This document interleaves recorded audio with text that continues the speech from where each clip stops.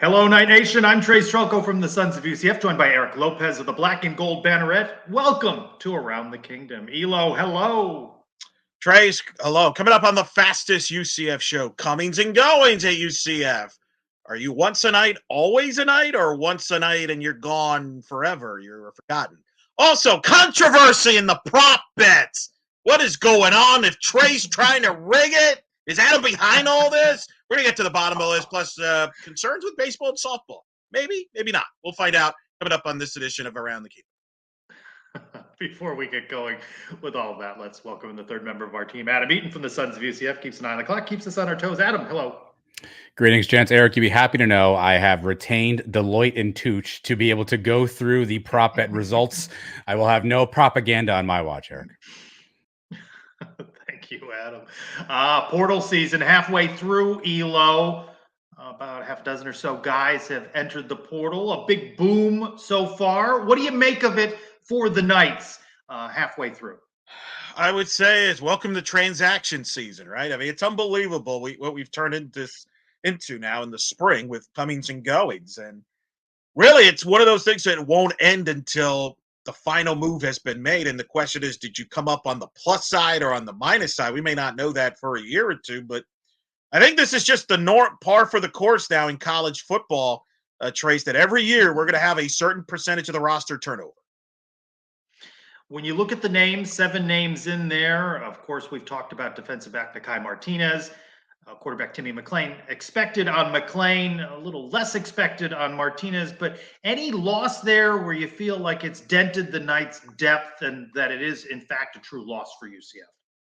I think you could say maybe Martinez from a secondary standpoint, but I don't think so. I mean, Timmy McClain wasn't going to start here. You do lose perhaps experience in the backup quarterback role, but welcome to college football in 2024, Trace. I don't – beggars can't be choosers here. I don't think you're going to lose some players, but I don't think there's anybody marquee. They're like, oh, my goodness, you're in trouble on this roster, whereas you hope that guys you have coming in can offset some of that and be an upgrade. Do you think the one boom that's been announced so far, Ohio State safety Cedric Hawkins, a 4-star kid in 2023 out of Cocoa High, chooses UCF over a slew of schools, right? Great to see UCF named over Georgia, Texas, USC, Missouri, Florida, Notre Dame. Does that one boom offset the 7 that have entered the portal? It could be. We don't know. Can he play? We don't know. Can he play? That's the big question, Trace. If you can play, that could make the difference. But I think we've learned, Trace, that you can't jump to judgment on any of these guys, no matter what their star rating is. I mean, how many guys were you excited about when they got here, and then next thing you know, they left the program? You're like, whoa, I forgot they were on the roster. So I think it's a wait and see. I don't think we can make an official judgment, Trace. And I know this is not what the norm here. I know it's a we like to jump to conclusions, but I don't think we're going to know for a couple of years as far as which guys paying out and don't. Is it even a couple of years, Elo? Isn't it just one cycle? Could be. The way kids transfer in and out. You mentioned Timmy McClain expected that he would enter the portal, and it leaves UCF in a position similar to most teams, right? You don't have that capable, experienced backup waiting. That's maybe why UCF will dip back into the portal. No disrespect to the other guys on the roster, but they're younger. They don't have the experience. McClain had some experience. You are one injury away, and UCF certainly over the last several years has had to go to a QB2 at some point during the season. I think that's going to be the most fascinating thing as we move forward in college football, not just at UCF, but elsewhere, is how do you develop a quarterback when guys are in a rush to play? And are they willing to sit to be a backup or not? That, to me, is going to be fascinating over the coming years because we're going to clearly, that position is constantly going to have turnover. So we'll see what happens with that. Now, again, some of those guys are reportedly, no confirmations, but some of them are going to leave. Trace, how do you feel and view players that leave UCF? It's changed, Elo. I was someone who would say once a night, always a night, and I think it's situational. You know, we spoke recently about Maddie Bejarano, former UCF softball player, now with BYU. She left under, as best I know, favorable terms for family reasons to relocate and be closer to family. And welcome back, right? With strong applause from UCF fans. I think of her as having once been a Knight and, favorable in the program. But then there are other guys and ladies that lead, maybe under not the best of terms.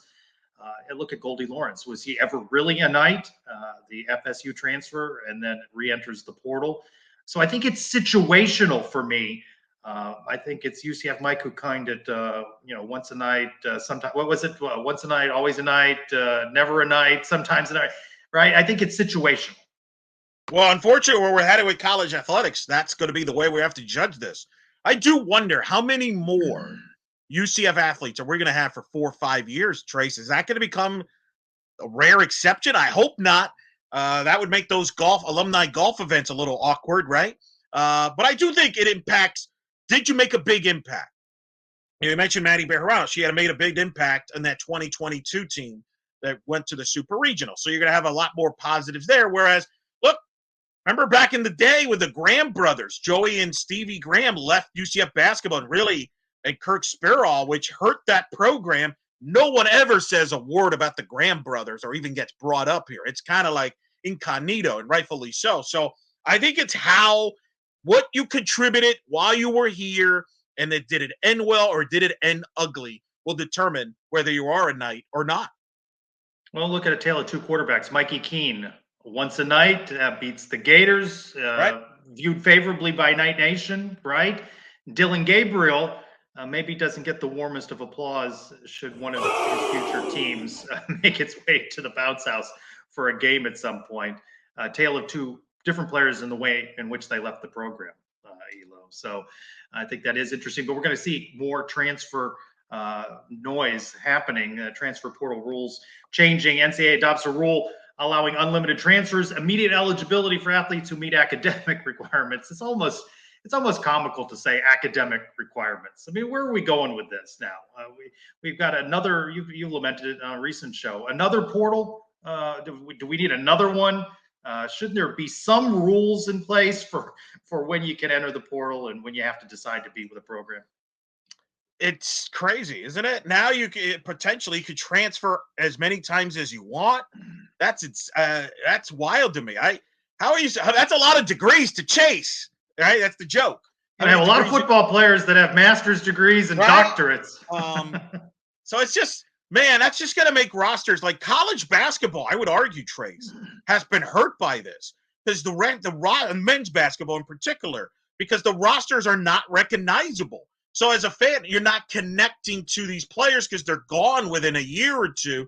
So you don't get attached. And I think it's the same way with this move in transport. It's becoming pro sports. We kind of accepted that in pro sports that there's going to be transaction. But I would argue that there might be more transaction in college than in the pros, because at least with the pro players, they're under multi-year contracts in most sports, guaranteed. That's not the case here. This thing is a year-to-year thing. I don't think that's good for anybody in the long run. Which NBA team turned over its roster as much as UCF with 10 new players and already in this offseason between the graduations and the ones that have entered the portal turned over again? You only have a couple of recognizable faces on that roster. So which NBA team turns over as quickly as a college team?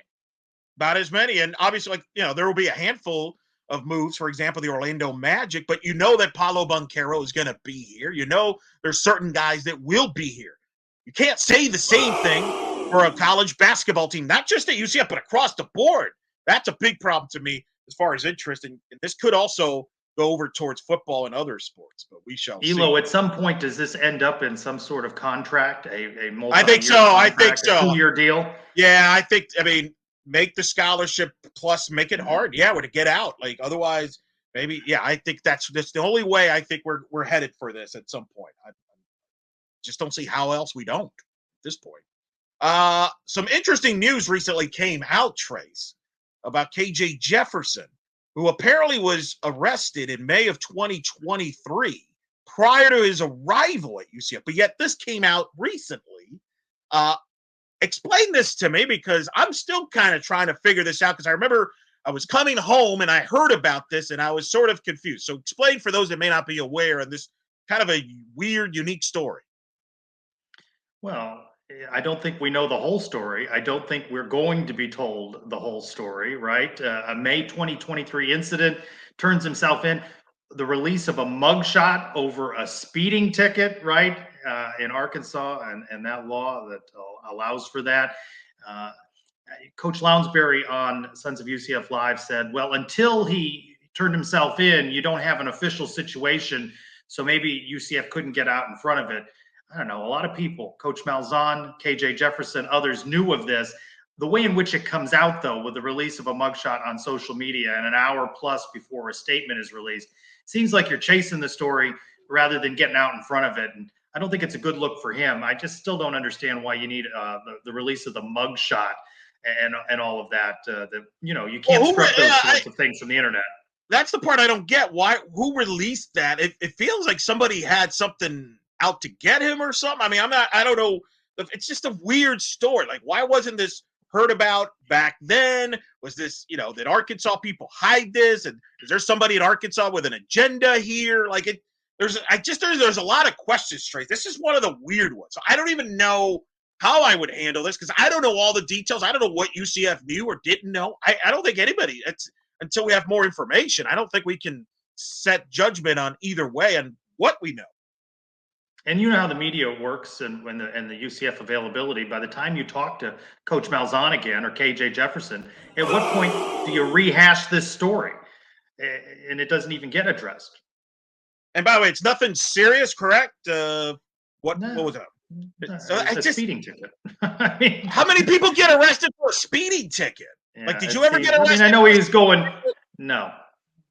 But again, I never went 100 miles an hour in my Toyota. So there's also that. All right, time to bring back in Adam. As best we know, no mug shots of Adam floating around. That is correct. No, I have stayed out of the system. Proud of that. But let's get some fun in here. Eric, I'm going to start this one with you. We're going to go basketball off the top. And here's the question, Eric. You go first. We sit here probably about 6 weeks since the alleged tweets came out, and still no news on Johnny Dawkins' contract. Is this concern for you or much ado about nothing? Oh, wow. I don't think there's much ado about nothing because, they don't have to announce a press release, right? Like, they could just have an extension and not tell us. I mean, the Gus extension, if I'm not mistaken, wasn't even supposed to come out, but it was leaked by somebody nationally and then all that. So I don't know what I would read into that because I've heard of extensions that have been made that have never been announced. So I don't think it's as big of a deal as people might think in that regard. But going back, Danny White's administration, they were more proactive in announcing and celebrating contract extensions, right? When he came in, he extended contracts right off the bat of some people. So I think it's also a position of UCF Athletics, right? That they're not releasing whether it's been signed or not. The other thing could be that they have some sort of an agreement, but they're still finalizing some details. And maybe down the road, we find out more details about the program and some of the additions that they might do as far as to build the program up. It could be, it literally may not be all, dots have been crossed. I mean, I remember when I agreed to do Around the Kingdom, we didn't announce that for a long time. I mean, that took forever in negotiations. Adam and I mean, it was a lot of hours. Yeah. Yeah, I wouldn't make too much out of it at this point. I'll never get that time back, Elo. All right. For the first time ever on Around the Kingdom Silly Game, I'm stealing a question from somebody else, Trace. This was a mailbag question we got for the Sons of UCF live show, but it was so good, I have to bring it here, courtesy of @GoldenKnight_2. If you can only abolish one, Trace, either NIL or the transfer portal, which one would you want to abolish? I didn't realize I would need an answer so early in the week for a Thursday live now show. You can prepare in advance for Thursday. NIL or the transfer portal? NIL in its current form, I think it should be funded by TV revenue and not supported by the fans. Does that count as the answer? I'll give you NIL. Okay. It's a bit of a cop-out, but I'll give it to you. I'm going to go portal only because I always felt like athletes should be get some compensation. And really, you could argue we're in this position because the NCAA refused to allow them to have compensation. Maybe if they would have been a lot more flexible, we wouldn't be in this boat. So I would say get rid of the transfer portal because athletes have always transferred even without it. but you just go through a normal process. So that's what I would do. All right, you guys mentioned the Orlando Magic. Here's a question, obviously, for those who are not paying attention. They lost again on Monday night. They're now 2-0 down in that series against Cleveland. But it got me to thinking, obviously, the Magic had a couple runs to NBA Finals games. But Eric, I'll start with you. You're an aficionado of all these things. What is the most significant moment in Orlando sports history? Wow. Well, first of all, if your playoff games are airing on NBA TV, are you really in the playoffs? I don't think. Or not at all. Or not at all. Apparently, there were some technical issues with Bally on Monday night. The greatest sports moment. Whoa, I would argue. That's a great question. I'm going to be a little selfish here. I would say when the Magic made the finals, which is Shaq in 95, the first time there. I mean, that place was rocking at the old arena. And then I personally covered Game 6 when the Magic beat the Cavs in the Dwight Howard year in 09, beat LeBron James to get to the finals. And the whole city just galvanized around the franchise. I think getting to the final, those two are the biggest moments to me in Orlando sports history. I think, though, what sets that up in that first run, Elo, is the draft lottery and the Magic's success in getting Shaquille O'Neal. So I think that sets up the future playoff run. So to me, that's the most significant, the way the lottery balls bounced for them. It's tough that neither of you mentioned the 2017 national champion UCF Knights as the biggest moment in Orlando sports history there. Adam just throwing us under the bus, Trace. Just roll it over here. Orlando City won a U.S. Open Cup, I believe, Trace. I mean, you're... no, that's certainly not going to be on the list. All right, final one. News broke this week that an establishment once founded by a UCF grad, Tijuana Flats, is going to file for Chapter 11 bankruptcy. Trace, will you miss Tijuana Flats? And did you have a menu? Do you have a go-to option at Tijuana Flats? Well, I don't think it's reorganizing, and they're shuttering some locations, but I don't think it's going away as a franchise. That's what you think Taco now. Tuesday, Taco Tuesday. But I will say, I feel like there has been a decline in quality of late, and now we've kissed away a future Tijuana Flats sponsorship. I tried that once; didn't really work out. Anyway, are you a hard shell or a soft shell guy in the taco, Trace? Hard shell, or just corn tortillas. So, all right, Eric Lopez. Big exclusive right here on Around the Kingdom. Never eaten at Tijuana Flats. Never. Well, now we know why they're struggling, Elo. That's my fault. That's why they're moving. Wow. The only taco I ever liked was Taco Fall. That's it. Oh, hey. Taco Bell, but that's about as far as I go. Not a taco guy. Sorry. All right. Well, in the previous edition, I gave Adam the headline for the show, not a taco guy. In a previous edition, I said that I would start scoring these. I forgot last week to do such in a landslide. And largely because he capped it off with that joke right there, Eric Lopez, the winner of this week's silly game. All right, thank you, Adam. All right, from silliness to Super League, Elo, we've talked about this in its iterations on the show, but following an article in The Athletic about the Super League for college football, Sportico obtained the slide deck that broke down the leagues and the divisions. And hey, UCF is included in one of those divisions along with Clemson, Duke, FSU, Florida, Miami, NC State, North Carolina, South Carolina, Wake Forest. Do you like that division for UCF? Do you like it more than where they are right now in the Big 12? I think it makes sense from a geography standpoint for sure. I think that fits better. By the way, aren't you find this hilarious? That all these college football people that come up with these ideas in Super League are basically stealing the idea from soccer. We're stealing ideas from soccer. The same people that make fun of soccer, oh, nobody scores goals and everything. Give me a break. Get a life, by the way. College football media, clearly the people that have the most no life in the entire offseason. No creativity. We lead with college football every week around the We talk everything, though. We cover everything. I would say... Yeah. I admit something to you that I'm struggling with, and I know you're going to blast me on this.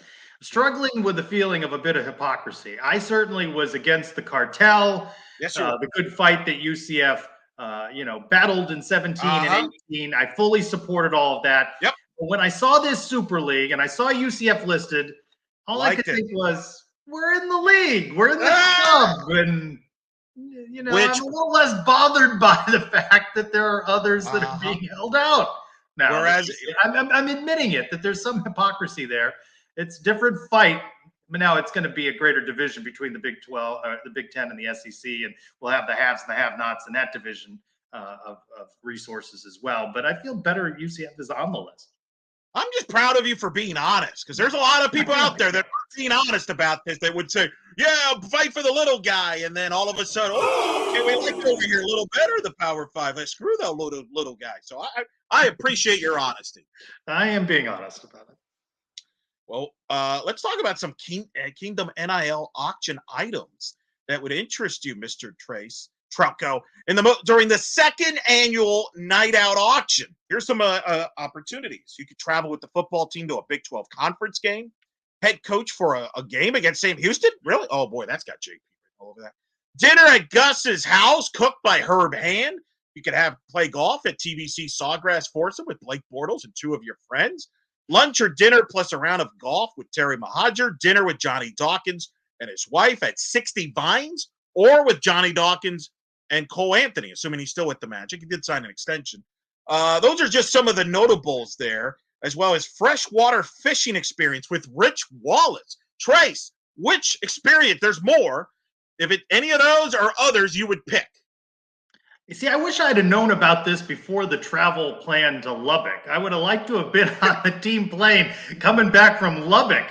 I'm trying to picture, though, there's one of these where you can fly around with Johnny Dawkins and Gus Malzahn, but I wonder how that goes, right? If say you're me, how forthcoming a conversation is that going to be, considering I have opportunity to ask them questions? And will it be awkward for a fan? Put me down, though, for Herb Hand making dinner at Gus's house. I would like to think that the meal would be great. Coach Hand is a foodie, and I think that would be a great experience to enjoy a meal with him, no matter how much Gus did or did not say. I would go dinner with Johnny Dawkins and Cole Anthony, only because I also get a signed jersey out of it. Nothing, so that's pretty cool. Are you going to feel like the third wheel there when they're talking hoops? It's not a bad third wheel to be at, by the way. That's a part of a third hoop. I'm amused by this. There's one that says here, courtside broadcast experience with BJ Taylor. Why isn't there one of those with you? That's a good question. I'd be join Elo on Twitch, or join me on the booth. I feel like you and Adam have already done that experience with BJ. Yeah, we had a whole season with BJ Taylor. True. But good luck to Kingdom. That's I think fun. Those offerings are going to generate a lot of funds for the Kingdom. All right. The prop bet. I went back and watched the tape. I watched you say 50 runs or more over 4 games. Admittedly, on Sunday, I was flying around. I didn't remember specifically you saying 4 games. I thought you just said 50 runs plus in the series against Central Michigan. So we'll adjust it in the math, and they scored the 40 over 2. So you will get the win there before you, lamb. I'm impressed you were able to somehow get UCF to cancel a game out of that series. Nice trick. Nice try by you. Well, and then UCF canceled themselves in the Friday game, but we'll get to that. Emptiness for Michael comes up with this week's question. We turn it over to the audience. Will any one game this week, that's baseball, softball at home, does not matter which, last longer than round 1 of the NFL first-year player draft, including commercial time? And he says this begins once the Bears clock begins on Thursday. This is a tough one here. Somebody's I'm going to say, for the sake of everybody, I hope not, because those first round goes a while. I mean, we're talking probably 3.5 hours top. So baseball's got the best shot of that, going 3.5 hours, lengthy. Now we need to specify, since you're like, you want to know specifics, we need to ask Mike, what if there's a rain delay? Is that included in the baseball or softball or not? Like, we need to get clarification just so there's no because you like to drive a truck through a loophole. So I just want to. I'm going to say no. I'm going to say no, Trace. What are you picking? Well, no, I think is the correct answer, because baseball games have not been as long as in years past, because it's not 16 to 12 on Sunday. Yeah. So, because to be different, and I had a 13-10 lead in this, and that's I've lost the last two with some fuzzy math. But 13-12 now, I will go with the over, and that's just going to be some painfully long game for me at some point during the week. Thanks to Michael for that prop bet. Good job by Mike. Check out his work on Sun's UCF website. They're a little baseball content. Of course, I'm sure he broke down UCF series win against Central Michigan, but it wasn't a sweep, Trace. It was not a sweep. They got shut out on Friday night against Central Michigan, who had a staff ERA, a pitcher that shut him out, had an ERA near 8. So you do win the series, but is there cause for concern for UCF baseball? Their RPI took a hit. It's still in pretty good shape at 27 as we record this. But you look at the remaining schedule, not a lot of marquee games there, so not a lot of room for error there. A concern after the series against Central Michigan? Or is it just a fluke? It probably is in the grand scheme of things a fluke when the pitcher throws, 133 pitches. I mean, but to be shut out at home by a team that would then in the next 2 games give up 40 runs, as you well know, there's no excusing this not being a sweep. It hurts them. They still control things. I still think they can be an NCAA tournament team, but I think the problems we've identified over the last couple of weeks remain for this team that they're going to have to figure out. I don't think you can read anything into the 40 runs. I think the more troubling is how you can put up none. It's crazy. It's well, crazy. and here's the thing. They got Florida Gulf Coast in a midweek, but you got Cincinnati, okay, for a home series. You've got to play Houston, who's at the bottom of the league. You still have Baylor at the end of the year, who's at the bottom of the league. Texas in the 70s RPI, but it's right near the top of the Big 12. My point is it's a favorable schedule. But with that means you can't afford them, in my opinion, Trace, you can't lose Cincinnati or Houston or the Baylor series. Definitely, you don't want to lose more. You got to win the series. Yeah, you got to win the series. You've got a good resume with series wins over Oklahoma State, Texas Tech, and Kansas State. That's why you're in the field. D1Baseball.com had you as an 18 field last year in the Big 12, but can't give it back. Don't give it back by dropping a couple of those series that you're supposed to win, because that will hurt your resume and make things a lot more interesting come Selection Monday for baseball. Segue. Softball gets swept at Baylor. You tell me. I'm not as familiar with Baylor, and I had some travel and work-related things over there. I didn't expect them to get swept and to not score. What the bats just went quiet. How? Yeah. All the runs were at John Ullano Park. I mean, they left their bats there. I don't know. Look, Baylor has 2 great arms. Aaliyah Binford leads the Big 12 in strikeouts, and then Crandall. They just, quite frankly, owned the UCF hitters. UCF pitched great. UCF only gave up 4 runs. 4 runs in 3 games. Just no hitting at all. And UCF what? 2-1-0 losses and a 2-1 nothing's a doubleheader and a 2-1 game. Frustrating. One of the more frustrating series sweeps. Honestly, my 18 years covering because even more so, Elo, who's coming to town? Well, that powerhouse Bethune-Cookman on Wednesday, but you're referring to the 3-time defending national champions Oklahoma's number 2 ranked in the country this weekend. So you're right. You can't get swept at Baylor when you got Oklahoma coming to town. It's an issue now. UCF's 34 in the RPI, 32 in the KPI, which will be used by the committee this weekend. They're still in good shape to make the tournament, but you're right. Some urgency here down the stretch. Oklahoma, it's going to be a big ask. They're going to be the 3-time champs. Last Big 12 series for Oklahoma on the road. Senior weekend, a lot of emotion, sellout crowds. But then you finish at Iowa State. At Iowa State's a must-series win for UCF. If they win that, then I think they'll be okay. But if they struggle limping going to the Big 12 tournament, then, boy, it's going to be a long bubble watch for UCF. All right. Baseball, softball. Home this weekend. All right, let's turn over to Adam. What did we get right, get wrong? Educate us, Adam. All right, here we go. You guys talked about Cedric Hawkins, the transfer from Ohio State. He had 0 snaps last season. However, I did some crack research. He had 46 plays in the recent Ohio State spring game. So 46 plays under his belt. You're talking transfer portal oddities. Here's a fun one that broke today. Henry Parrish, a running back, first 2 years at Ole Miss, transferred to Miami for 2 years, and now transferred back to Ole Miss. So Ole Miss, Miami, in his final season, he'll be playing at Ole Miss. The KJ Jefferson situation. So in the state of Arkansas, it's considered reckless if you are driving over 20 miles past the speed limit. KJ was clocked at 170. That's what elevates it out of a regular speeding ticket into a misdemeanor charge. He went back to turn himself in and was sentenced to 3 days of community service and paid a small fine. Kingdom Auction, Trace, Thursday, the 25th. I'll be going up against the live show. So if you want to go out there and check that at your own peril there, but there are some good things to bid on. And Elo, one for you. While you and I were haggling over your contract, you said, quote, we had to get the dots crossed. That may be the problem with the contract, Elo. You don't cross the dots, you cross the T's. I'm going to have to go take a look at that contract now, make sure it's legit. Yeah, I got to Thank get you, lawyers Adam. on that. One more thing before we go. Something, Elo, called Beach Vibe Sports, out with its top 10 most delusional college football fan bases.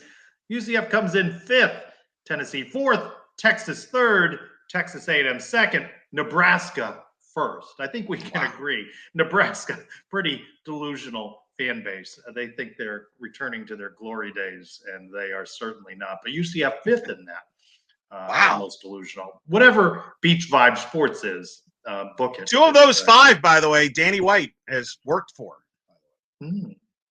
Look for new episodes midweek, every week on the Sons of UCF YouTube channel. We drop it later into the audio feed, wherever you get your downloadable content. Thank you, Adam. For Eric Lopez, I'm Trylko. Thanks, everyone, for watching this week's Around the Kingdom.